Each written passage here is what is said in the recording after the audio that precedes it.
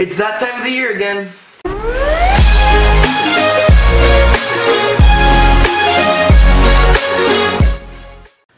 Hey up guys, Snake here, and today I'm talking about literally the worst time of the year if you are a student, and that's back to school. I thought the worst time was exams. Well, you're wrong, because exams you can get ready for. You can't get ready for back to school. It's just a mystery they get to figure out.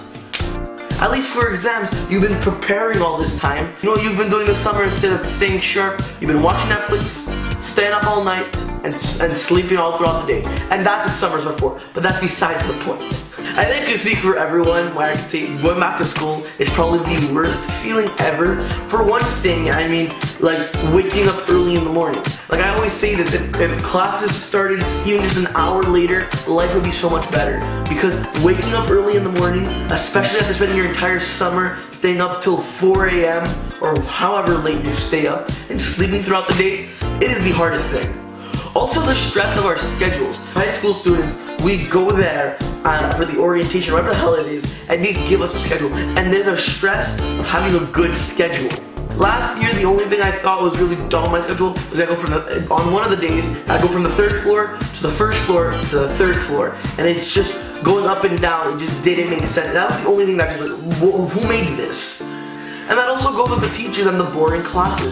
If you have a boring teacher or a teacher who's really strict, who's really mean, or in any way, you're gonna have a terrible time.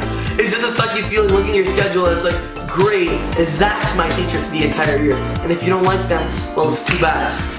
Also, my favorite thing, I'm gonna zoom in here. My favorite thing is when you go to orientation, they give everyone their schedule, and the first thing they do is, oh, what class do you have? What class do you have? Oh, cool, we're in the same class. And then there's like, you're in classes with cool people, but like you're the one guy that has no good classes. There are definitely upsides. One biggest upside is seeing your friends.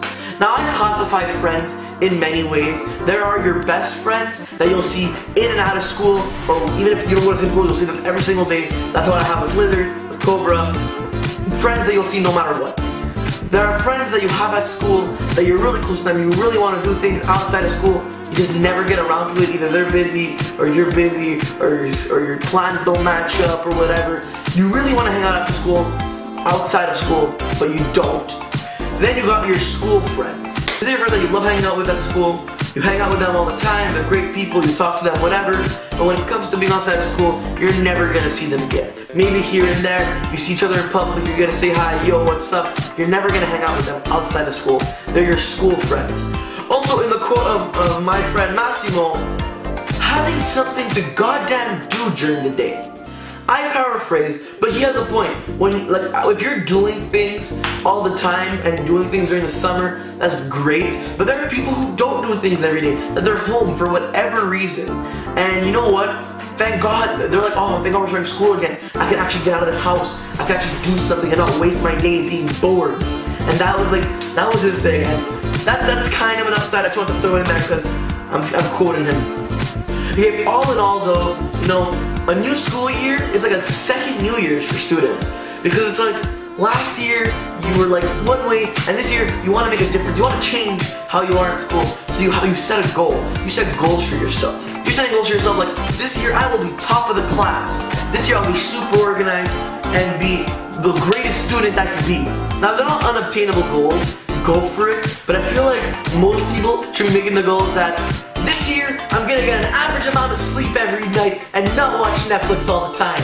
Or even, I'm gonna study more than just 5 minutes before we actually take the test. It's like a second New Year and they all are trying to make crazy goals. But just like New Year's resolutions, school goals will not always stay in place. Because while you will say, I'm gonna go to bed at a reasonable hour every night, towards the end of the year, you're gonna be like, one more Netflix episode. Good, my friend Roxanne, I wanna go back to school, but not for school. Anyways guys, give this video a like if you enjoyed it. Share it with your friends and family if you agree with this video and want to get the word out there. Because I feel like I made some good points in this video.